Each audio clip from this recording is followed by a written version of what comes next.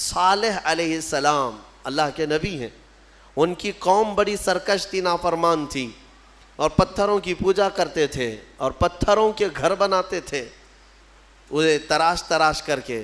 حضرت صالح علیہ السلام نے ان کو اللہ کی طرف بلایا تو وہ نشانی مانگنے لگے، کوئی نشانی بتاؤ کہ تم اللہ کے رسول ہو۔ تو اس زمانے میں پتھروں کے لیے ان کا بڑا مسئلہ تھا کہ پتھروں کی عبادت بھی ہے، پتھروں کے گھر بھی بناتے تھے۔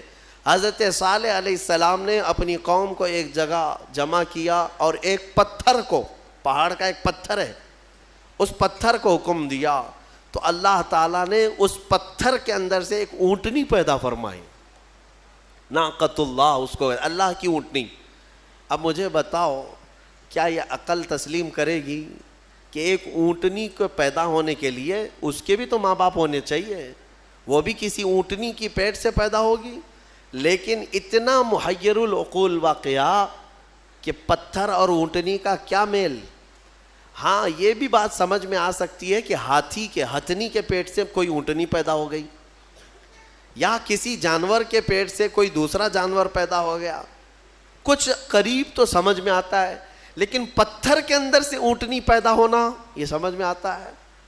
اللہ تبارک و تعالیٰ جب اپنی نشانیاں دکھانا چاہتا ہے تو اسی طرح کی معجزے اپنے نبیوں کو دیتا ہے اور ظاہر کرتا ہے تاکہ لوگ ان اللہ کے نبیوں کی حقانیت کو تسلیم کریں۔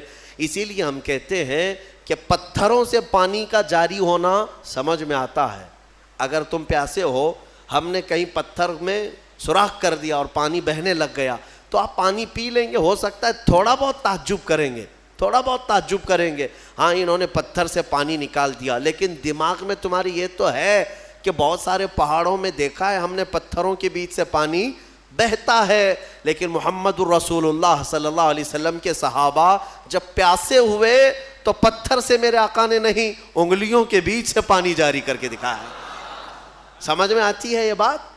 پتھر سے نکلنا تو سمجھ میں آتا، انگلیوں سے نکلنا، اور انگلیوں سے میرے عزیزو پسینہ نہیں کہ 2 بوند 4 بوند نکل گیا ہو پانی اور اس کو جمع کر لیا ہو، بلکہ صحابہ فرماتے ہیں اس وقت مجمع میں 1400 صحابہ تھے اور سارے صحابہ نے پیٹ بھر کر پانی پیا۔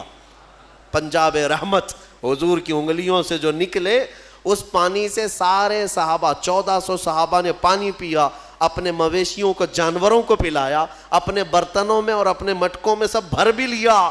اور صحابی فرماتے ہیں اس وقت اگر ہم 10,000 بھی ہوتے تو وہ پانی کم نہ ہوتا، اس سے زیادہ کی تعداد بھی ہو۔